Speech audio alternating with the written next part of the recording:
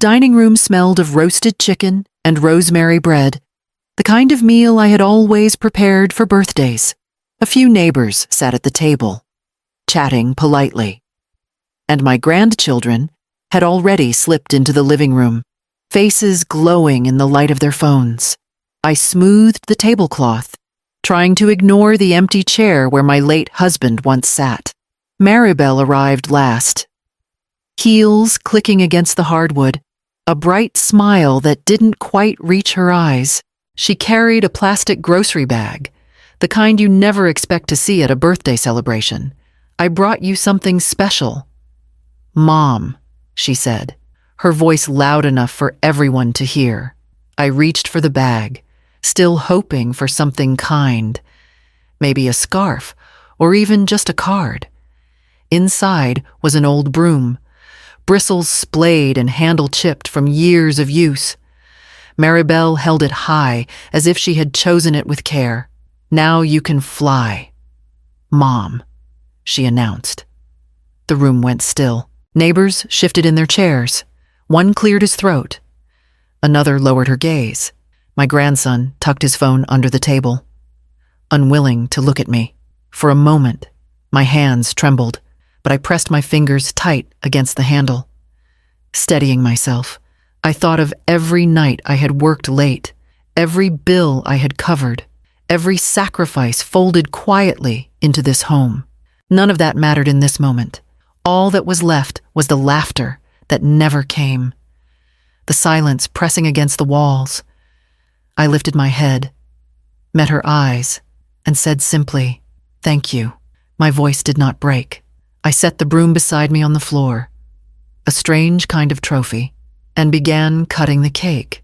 After the guests left, and the laughter that never belonged faded into the night, I sat at the table with the broom leaning against the wall. The silence of the house felt heavier than the voices that had filled it hours before. My thoughts drifted back, as they often did, to the house in Springfield where my husband and I had built our life. It was a modest place, clapboard siding that needed paint every other year, but it was ours. When he passed, I told myself I would hold on to it forever. But then Maribel and her husband began speaking about their growing family, how the children needed more space, how the schools here in Eugene would be better. I listened, and eventually I agreed.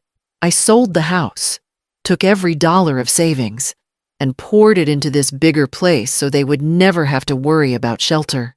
2 years have passed since then, 2 years of bills in my name, leaky pipes fixed by my hands, property taxes covered without a word of thanks.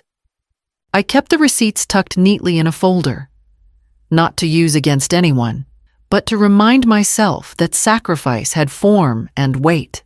At first, I thought respect would grow naturally, that Maribel would recognize the roof above her head was steadied by the foundation of my years. Instead, I watched as she grew more distant, her words sharper, her laughter cutting at my presence. I became the extra chair in the corner, the voice no one consulted, the guest in the house I had paid for. The broom stood as proof, not of what she gave, but of what she believed I was worth. And as I cleared the dishes that night, I knew the silence I had bought with my sacrifices was over. It was time to reach for the folder I had never opened in front of her. That night, I carried the broom upstairs, not as a relic, but as a reminder, and set it beside my lockbox. The metal box had been gathering dust under my bed for 2 years, holding the quiet truth I had almost forgotten. I pulled it onto the quilt, turned the key, and lifted the lid. Inside lay the purchase documents for this house. I had insisted on setting up a small LLC in my name when I sold the Springfield place. The lawyer back then had asked why, and I told him it was for organization. The truth was simpler. I had spent a lifetime watching how easily power slipped away from women when they trusted blindly. I wasn't going to let my sacrifice dissolve into someone else's signature. I flipped through the pages, my hands steady now. There it was in black and white, an addendum I had asked for. Maribel and her husband were listed as occupants, not owners. They were required to contribute monthly toward household expenses, and if they failed, the LLC retained the right to revoke occupancy. It was a clause most people would have laughed at, but I had insisted. Tonight, it no longer felt like paranoia. It felt like foresight. The next morning, while the house was still hushed, I called Mr. Redmond, my attorney in Portland. His voice hadn't changed. Calm and clipped, as though time had only sharpened his precision. I read him the clause, asked him if it still held. It holds. He said, they haven't paid consistently. Have they?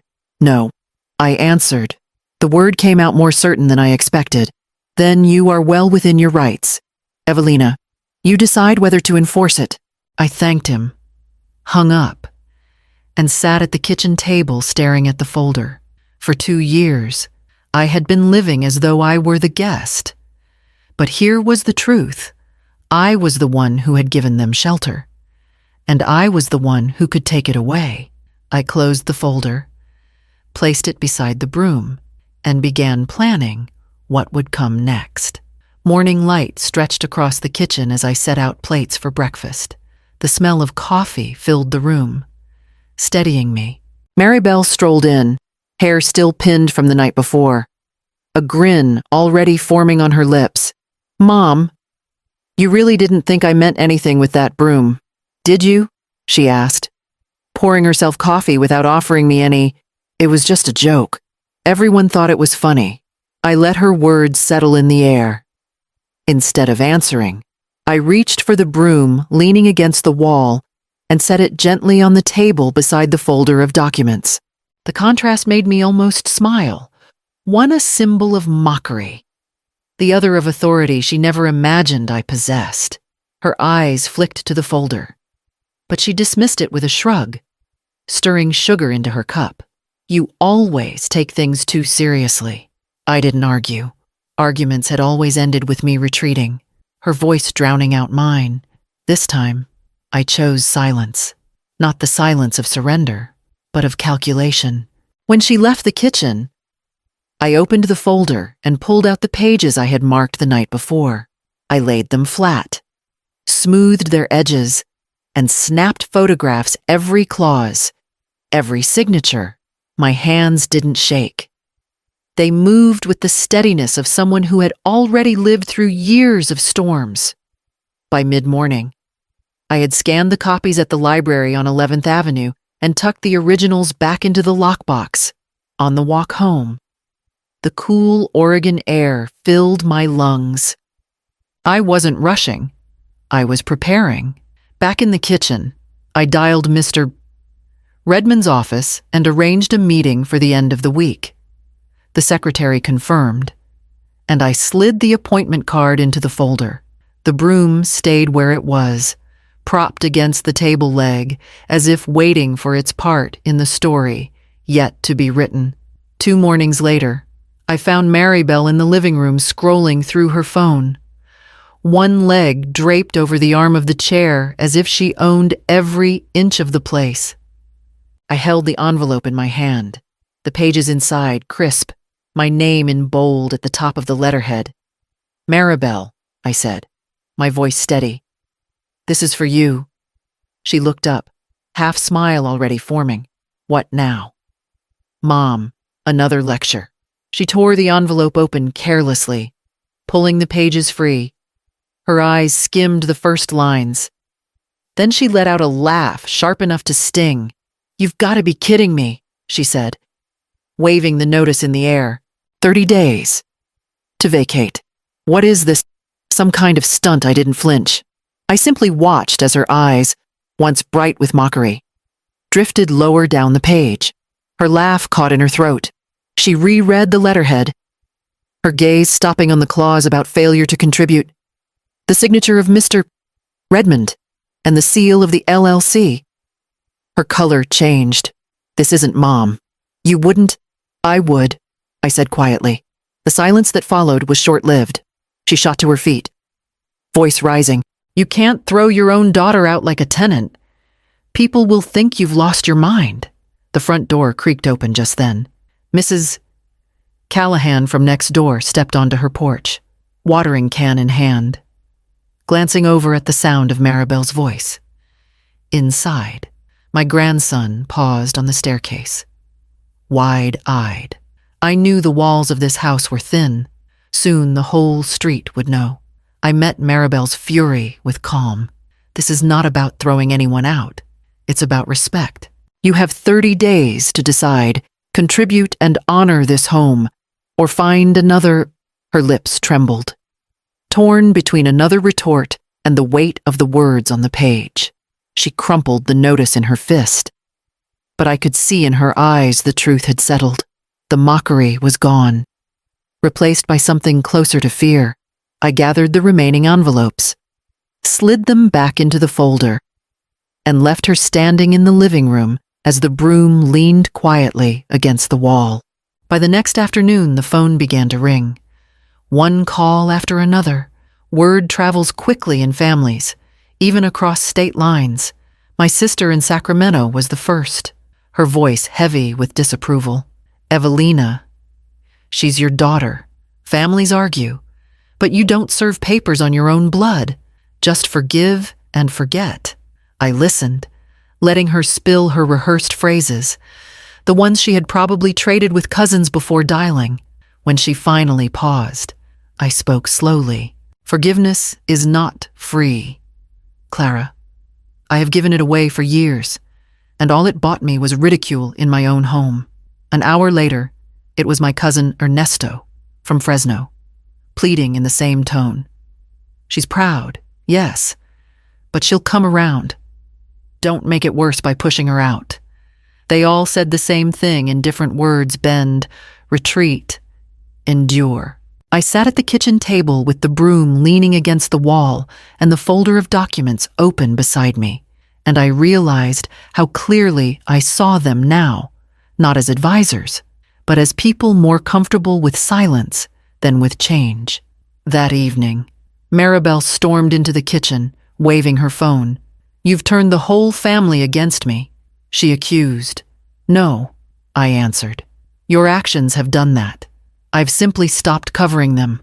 She glared, waiting for me to yield, but I had already decided. "There is one path forward," I said. "You put in writing what you did. You apologize to me and to the children, and we draw up a new lease, shared costs, shared respect. Otherwise, the 30 days stand." Her mouth opened, but no words came. She turned and left, the sound of her footsteps echoing down the hall. I closed the folder, feeling the weight of both past and future settle in my chest, and prepared myself for the next storm. The following week, I heard the scrape of boxes across the hardwood. Maribel had pulled them from the garage and was tossing clothes into them with hurried, angry motions. Cupboard doors slammed, dresser drawers rattled. The sound carried through the walls like thunder in a storm, each thud declaring her defiance. I didn't interfere. I folded laundry in the back room and waited. Anger has a way of burning itself down to ashes, and I knew she would eventually reach them. Sure enough, as dusk fell, the noise shifted. Instead of slamming, I heard the soft crinkle of tissue paper, the creak of packing tape drawn slowly. When I passed the doorway, I caught sight of her shoulders bent forward, tears streaking her face as she placed framed photos into a box with careful hands. I carried on with my own work. In the cedar chest at the foot of my bed, I placed a smaller box lined with felt. Across the lid, I wrote in black ink, "Mother, not made." Then I retrieved the broom from where it had leaned for days, its bristles still frayed, its handle rough. I set it inside, closed the lid, and pressed my palm against the wood. It wasn't an object anymore. It was a reminder that I had finally chosen to define myself. In the kitchen, I cleared a space on the wall. From a drawer, I pulled a brass key I had had engraved years ago. almost forgotten in a keepsake box. On the head, it read, "Boundaries." I hung it on a small hook beside the pantry, where it caught the light every time I passed. Later, I walked past Maribel's room again. She looked up at me, eyes swollen, words caught in her throat. For the first time in years, I didn't rush to comfort her. I simply nodded, acknowledging both her pain and my resolve. She turned back to her boxes, and I returned to the kitchen, letting the key glint quietly above my shoulder. The next morning, the house felt different, half-packed, half-claimed, and I knew it was my turn to shape what came next. Once the boxes were stacked near the front door, the air in the house shifted. The tension that had knotted itself into every corner began to loosen. I walked through the rooms with deliberate steps, touching walls and windows as though they were being given back to me. The first change I made was in the hallway. I took the family photographs that Maribel had once pushed into a drawer and rehung them on the wall. My husband's smile, my son's gap-toothed grin, my grandchildren as babies all lined the corridor again. It felt like stitching back a piece of my own skin in the backyard. I knelt by the beds that had gone dry under neglect. I pressed new seeds of cilantro and thyme into the soil, watered the rosemary that had somehow survived, and breathed in the earth. My hands smelled of green life, and I carried that scent with me back into the kitchen. That evening, I cooked for myself alone a skillet of onions, peppers, and a slice of salmon I had bought without anyone's disapproval about cost or smell. I ate slowly, without apology, savoring each bite in the quiet. But I also knew peace needed more than herbs and pictures. At the table, I opened a fresh notebook and began drafting instructions for my will. My grandchildren would always have my support college funds, a share of savings, but I made clear that access depended on respect. I wrote the words carefully. Love was unconditional, but inheritance was not.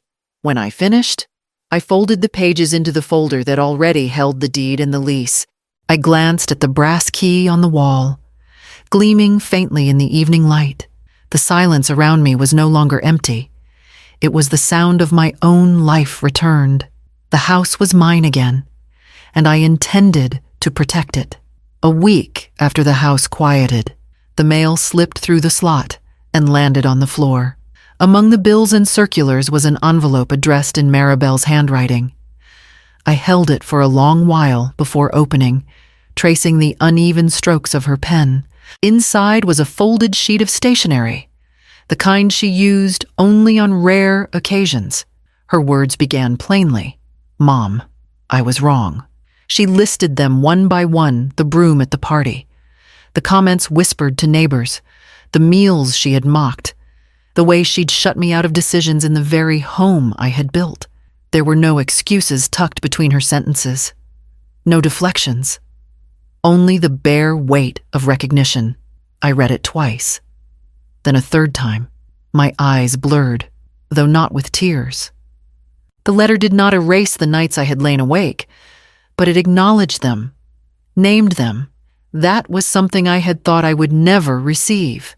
Still, I folded the page slowly and set it beside the brass key on the wall. Regret written on paper was a start, not an end. If Maribel wanted the door to reopen, she would need to repair what mattered most. That evening, I wrote my reply in neat lines. I told her the truth, that I had read her apology and accepted her words. But words alone could not teach the next generation. She must tell her children, out loud, that it was wrong to treat their grandmother as she had. She must show them respect by admitting her fault. I sealed the envelope and placed it by the door for the morning post, knowing my condition would reach her soon. We met on a gray Sunday afternoon in the church hall off Pearl Street, the kind of place where folding chairs carried more history than pews. A mediator from the congregation sat with us, a steady presence between mother and daughter. Maribel's voice was softer than I remembered. She admitted to the mediator what she had written in her letter, that the broom was not a joke, that the barbed remarks had been intentional, that she had excluded me to claim control. Her shoulders bent under the weight of her own confession. I laid my terms out simply. Shared costs, divided clearly each month. House rules written and signed. Covering chores, bills, and privacy. And above all, mutual respect spoken in front of her children so they would learn from truth, not silence. She nodded slowly, eyes glistening, and agreed. It was not triumph I felt, but a calm release, as though I had finally shifted the burden from my chest onto the table where it belonged. When I returned home, I placed the signed papers into the same folder that had once held only leverage, upstairs. The cedar box marked Mother. Not Maid remained shut, the broom tucked away as reminder. In the kitchen, the brass key engraved, boundaries still hung on its hook, gleaming whenever sunlight crossed it. I walked through the rooms that night, not as a guest, not as an intruder, but as a woman who had reclaimed her place. Peace was not forgetting what had happened. Peace was protecting what must never be lost again. When you hold both the deed and your dignity, which doors will you lock and which will you open?